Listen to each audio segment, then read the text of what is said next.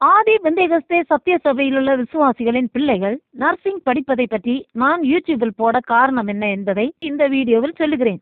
இந்த சபையிலுள்ள விசுவாசிகளின் பிள்ளைகளை நர்சிங் படிக்க வைப்பதாகவும் இதனால் ஏற்படும் பின்விளைவுகள் பற்றியும் சொல்லியிருந்தேன். நான் அப்படி சொல்ல காரணம் என்னவென்றால், இந்த விசுவாசிகள் சாதுஜி தேவநேசன் ஐயா அவர்கள் உயிருடன் வருவார்கள் என்றும், முடவர்கள் குதிப்பார்கள், ஊமையர் பேசுவார்கள், குருடர்கள் பார்வையடைவார்கள் என்றும், தீராத நோய்கள் தீரும், மனக்கவலைகள், பாரங்கள், சோர்வுகள் எல்லாம் தீரும் என்றும், இன்னும் அநேக அற்புதங்கள் அதிசயங்கள் நடக்கும் என்றும் பெருமையாக கூறுவார்கள்.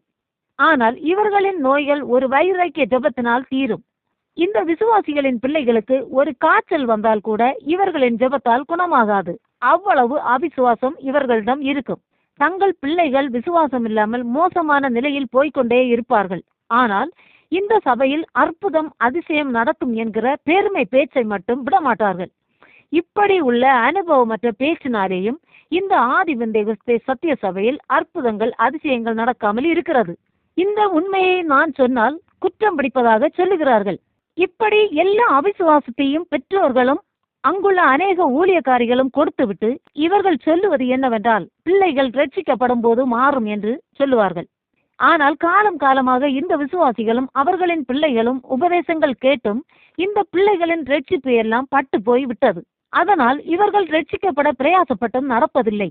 இந்த உதவாத ஆலோசனைகளை அங்குள்ள ஊழியக்காரிகள் கொடுப்பதை என் கண்ணால் கண்டிருக்கிறேன்.